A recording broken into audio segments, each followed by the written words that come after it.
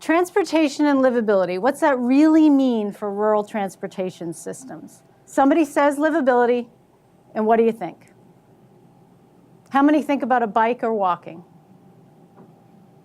Mass transit. Dense land use development around a transit station. How many of you honestly thought about a 90-year-old woman that lives alone on a hill in Vermont?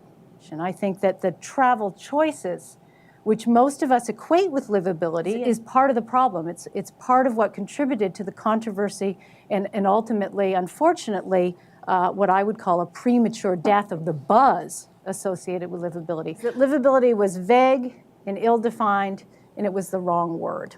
Livability means being able to take your kids to school, go to work, see a doctor, drop by the grocery, go to dinner, play with your kids, all without having to get into your car. These were urban examples. Federal transportation policy has to work for both rural and urban areas. Change had been called for since the 1950s, and I think this push for change is going to come again under a different name. And what I think we as researchers really need to be working on is a better vision, a more comprehensive vision, a more inclusive vision, so that the next buzz effort, the next real policy push can be inclusive of all of the United States, because it is a federal transportation policy, and there are a lot of rural senators. So we're going to have to include both rural and urban areas. The livability buzz can be seen as an attempt to transform transportation in America. And I would argue that we have some options and some visions for how we would like transportation and land use in urban areas to change in America. But I don't think we have that vision for rural, exurban, and even suburban areas.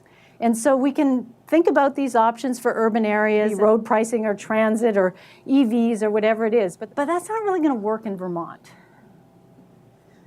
First of all, Vermont is one of, I think it's 13 or 16 states that are rural states without a major metropolitan area.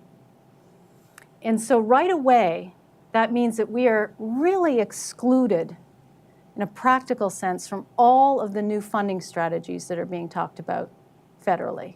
So if you're in Minnesota, you might be able to do VMT fees in Minneapolis-St. Paul and use that in your rural areas. But that's not going to work in Vermont. The rural landscape is different, so one rural place doesn't equal another. We have some pretty good transit for our population in Vermont, but you're not going to take Boston or DC's transit system and make it work in Vermont. And you're certainly not going to be able to do it as cost effectively. So this is a way to sort of compare three states. So Massachusetts and Vermont, about the same area. California is huge. But look at highway miles per person. Okay, so California and Massachusetts about the same, but you got 4 times as much highway per person needing to be supported in Vermont. We have excellent DOTs, but they're under-resourced, and they're under-resourced in terms of money, but also in terms of people. And that means that there's no time necessarily to do the strategic planning to say, oh my goodness, how are we going to create a future transportation system in rural America? I want you to think about rural transportation problems in a different way. So you know about the miles and miles of aging, deteriorating infrastructure.